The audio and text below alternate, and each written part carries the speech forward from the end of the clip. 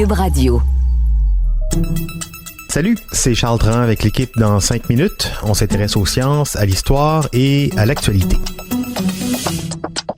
Aujourd'hui, on parle de méditation, pleine conscience, ou comment donner un break à son cerveau, parce que ça peut surchauffer ces petites affaires-là, nos cerveaux. La méditation serait bonne pour la santé. De plus en plus de recherches tentent à le démontrer. Mathieu Ricard, ce moine bouddhiste, traducteur français du Dalai Lama, a maintes et maintes fois prêté son cerveau à la science en participant à des recherches en neurobiologie, avec des résultats très impressionnants. On l'a même qualifié d'homme le plus heureux du monde après l'avoir branché sur des machines pour enregistrer en temps réel les effets de ces très longues séances de méditation sur certaines zones de son cerveau. Bon, mais lui, c'est un pro. Est-ce que méditer même 5 minutes par jour, est-ce que ça peut avoir un effet? Si oui, lequel? Et comment ça marche? Voici Elisabeth Ménard. Avez-vous déjà remarqué, dès qu'on est stressé, il y a toujours quelqu'un pour nous dire « Prends donc une grande respiration ». D'où est-ce que cette idée-là nous vient? Et comment est-ce que le fait de porter attention à notre respiration peut nous aider à apaiser notre stress? La réponse date de 500 ans avant Jésus-Christ, une vieille pratique bouddhiste qu'on appelle aujourd'hui la méditation pleine conscience. La pratique s'est importée chez nous dans les années 1960. C'était l'époque de l'éveil spirituel et des drogues psychédéliques. La méditation, que ce soit pleine conscience ou d'autres types, est devenue très en vogue. Son arrivée dans la culture populaire a aussi été favorisée, faut le dire, par un certain groupe de musique qui était fort apprécié des jeunes. Je parle évidemment des Beatles. En 1967, après une rencontre avec un maître spirituel indien, ils ont décidé d'apprendre à méditer. Et leurs millions de fans à travers le monde s'y sont soudainement intéressés eux aussi. Mais qu'est-ce que c'est et comment ça fonctionne? Pour le comprendre, il faut d'abord s'intéresser au cerveau. Notre cerveau fait des allers-retours incessants entre le passé et le futur appréhendé.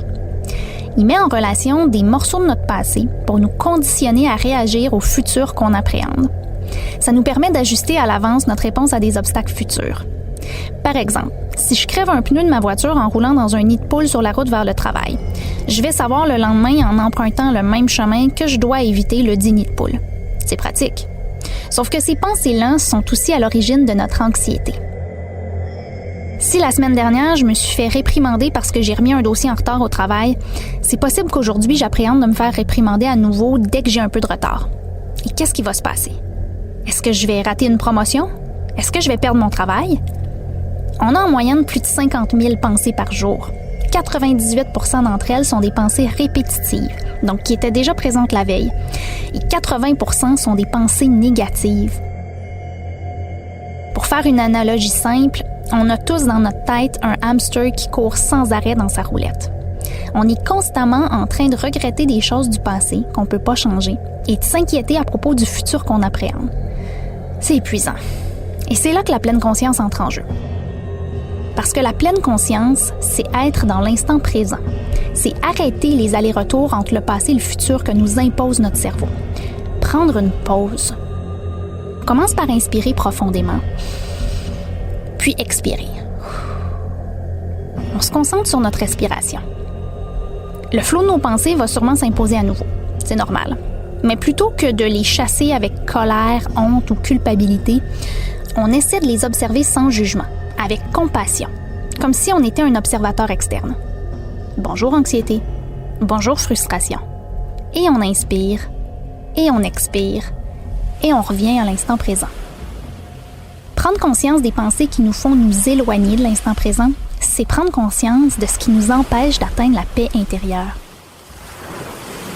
En ramenant encore et encore nos pensées à l'instant présent, on entraîne notre cerveau à en faire un automatisme. C'est la plasticité cérébrale qui permet ça. On a le pouvoir de modeler et de remodeler les connexions entre nos neurones, qu'on appelle les synapses. En répétant une même expérience plusieurs fois, on renforce ces connexions-là. En gros, on modifie la structure de notre cerveau pour l'entraîner à être dans l'instant présent. Aujourd'hui, la méditation pleine conscience est utilisée comme forme de thérapie pour traiter la dépression, l'anxiété, les troubles du sommeil, les dépendances, le stress post-traumatique et plusieurs autres problèmes.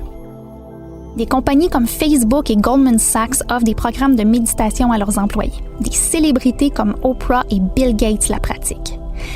Et c'est aussi devenu une industrie fort lucrative. Dans les dernières années, on a attribué à la méditation pleine conscience toutes sortes de vertus extraordinaires plus ou moins méritées. On dit qu'elle serait plus efficace que la morphine pour soulager la douleur, plus efficace que les antidépresseurs pour guérir d'une dépression.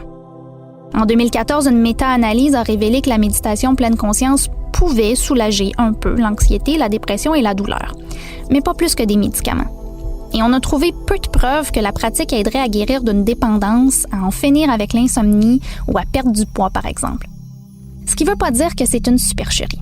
Entre le Saint Graal et la perte de temps totale, il y a tout un monde de possibilités qui reste encore à explorer. La vérité, c'est que la science est encore loin d'avoir percé les mystères du cerveau humain. Mais ce qu'on sait, c'est que la méditation pleine conscience permet d'offrir une pause bien méritée au hamster qui court sans arrêt dans notre tête. Ah oui, lui, le hamster.